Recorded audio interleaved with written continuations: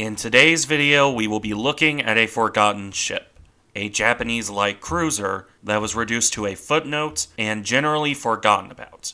This was a ship that entered service too late for actual action, and a ship that would be overshadowed in her ultimate fate. That ship, the cruiser Sakawa, is an interesting case. If you think about ships at Operation Crossroads, you'll probably think of the big names: Saratoga, Nagato, Prinz Eugen, and of course Nagato. However, there were 3 Axis war prizes at Bikini: the German cruiser, the Japanese battleship, and Sakawa, a ship that is, for the most part, completely overshadowed. Let's change that, at least a little, in this video. Sakawa's story began when the cruiser was laid down on November 21st, 1942. The last of 4 Nagato-class cruisers, Sakawa was also the last traditional light cruiser built by the Japanese. There was only one further light cruiser, Oyodo, which was a unique design, to put it mildly. The Nagato design, on the other hand, was a much more standard light cruiser, although a bit lacking in firepower. These ships displaced around 6,600 tons at their standard loading, and 8,500 tons at the full load, making them relatively small ships. This should be viewed through the lens of their designed role, however. The Nagato class were intended as replacements for the old flotilla leaders. Ships like Nagara or Sendai, not ships like Mogami's original design. In this regard, they were a noted improvement over what they replaced. Far more modern ships and far more capable. Comparing them to something like a Cleveland is a bit unfair, as they were designed for very different roles. That said, what were these ships actually capable of? Sakawa and her sister ships carried 6 15cm or 6-inch guns and 3 twin turrets. The turrets were newly designed and capable of elevating the guns to 55 degrees. 2 were fitted to the bow in a super-firing pair. The final mount was on the stern, behind the floatplane. Meanwhile, the guns themselves were old leftovers removed from the Congo class when those ships were modernized. I would also expect spare barrels from those ships to be used as well. Regardless, as a weapon dating back to before the Great War, it was far older than the mounting, and as a result, reloaded far too slowly to take advantage of the elevation to engage aircraft, which was part of the intention in that 55-degree elevation in typical Japanese style. To support the main battery, Sakawa also carried 4 8cm, 3-inch guns and 2 twin mounts, one on either side of the ship, right beside the bridge. While dual purpose, these were mostly intended for anti-aircraft duty. And on that topic, the cruiser also carried the usual swarm of 25mm guns. The weaponry was rounded out at this point by 2 quadruple torpedo tube mounts, 24-inch in this case, to carry the long lance torpedoes. These were fitted on the center line beneath the floatplane facilities, and when supplied with a full set of 8 spares, the cruiser could carry 16 torpedoes. To protect this weaponry, Sakawa had fairly light armor protection, even by the standards of a light cruiser. The machinery was protected by a main belt of 60mm or 2.4 inches. The magazines, meanwhile, were slightly thinner at 55mm or 2.2 inches. The deck armor only managed 20mm or just under an inch. All of this could be pushed through the water at around 35 knots by 100,000 shaft horsepower through 4 shafts. And with that rounding off the design detail, we can move on to service history, such as it is in this case, because Sakawa has very little to her name.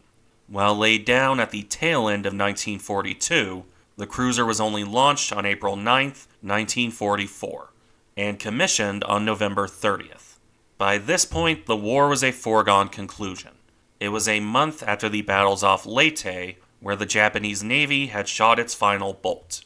Offensive actions would generally be limited to kamikazes from this point on. with much of the Navy remaining off Japan or in the East Indies. In Sakawa's case, the cruiser would spend her entire active career around Japan.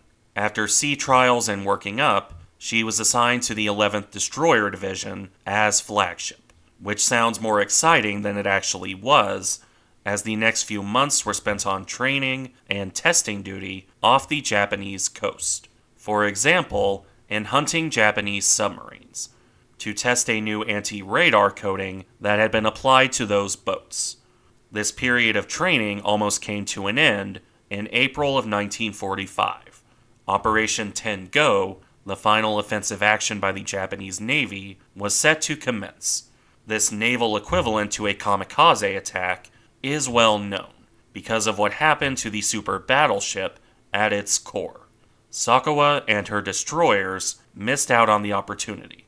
There wasn't enough fuel available for them to join, so these ships were left behind. With the failure of the operation, the Cruiser and Destroyer Division 11 returned to training duty. This time it lasted from April through July of 1945. On July 17th, Sakawa left her base at Kure for safer waters. The cruiser arrived at Maizuru on July 19th and would remain there for the rest of the war. While Sakawa was subjected to air attack on July 25th, this did no damage. And with the Japanese surrender on August 15th, the cruiser would see no more combat. After the formal surrender ceremony on September 2nd, Sakawa was demilitarized.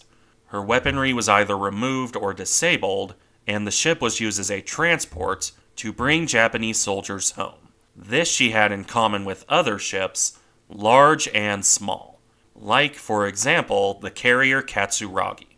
This duty is why you'll see pictures of the cruiser, such as this one, with a big Japanese flag painted on the side, and her name in English as well, to identify the ship and keep an unfortunate incident from happening while the crew brought their comrades home.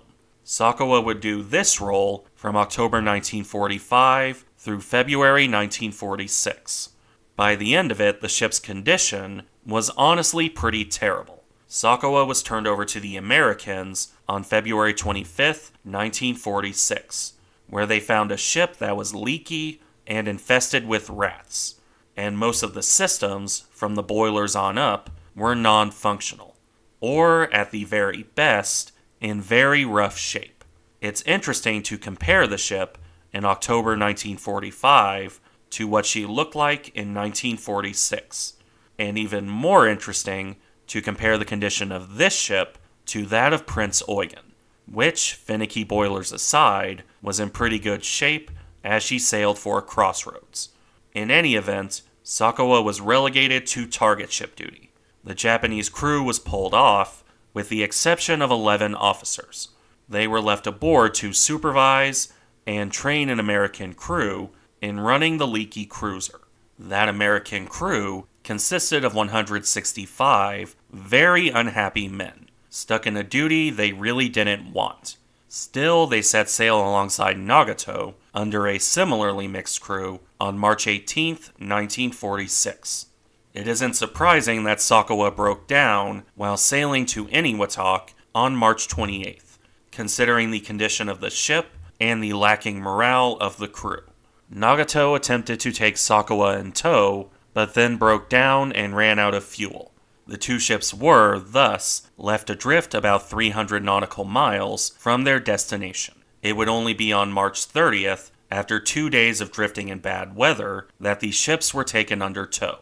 Combined Fleet claims a tanker, diverted to refuel the ships, ran aground and was lost in this process, which would be fitting with the overall luck here. Regardless, once at Eniwatok, the ship was left moored for a little while, from April 1st through to early May 1946, during which 5 of the crew, fed up with their job, proceeded to break things in an attempt to get reassigned. This involved pouring sand into the oil and water pumps, as well as smashing gauges and cutting the steam lines. Repairs for this took 4 days, while the sailors were removed from the ship, and promptly brought up on charges for sabotage. Congrats, I guess? In any event, come May, the cruiser sailed for Bikini, and the Operation Crossroads testing. Sakawa would only participate in the first test, Able, on July 1st. Moored about 490 yards, or 450 meters from ground zero, the cruiser was heavily damaged by the blast. Sakawa's already leaky hull was crushed in the stern. She almost immediately developed a list to port while going down by the stern. Overnight, that flooding grew worse, and by morning the ship was clearly sinking. A tug took the cruiser in tow and tried to beach her at this point. This failed, as Sakawa began to sink even faster the moment the tug moved her. The line had to be cut to keep her from going down too. And as a result, Sakawa would sink by the stern on July 2nd, 1946. However, the battered cruiser wouldn't completely escape Test Baker. When that bomb was detonated underwater on July 25th, well, it was only about 500 feet, or 150 meters, from the cruiser's wreck. This blew the bridge off the cruiser and practically obliterated Sakawa behind her forward turrets. An unfortunate end for an unfortunate ship, if you want to look at it that way. Thank you for watching. Remember to like, comment, and subscribe if you enjoy the content, and I'll see you in the next one.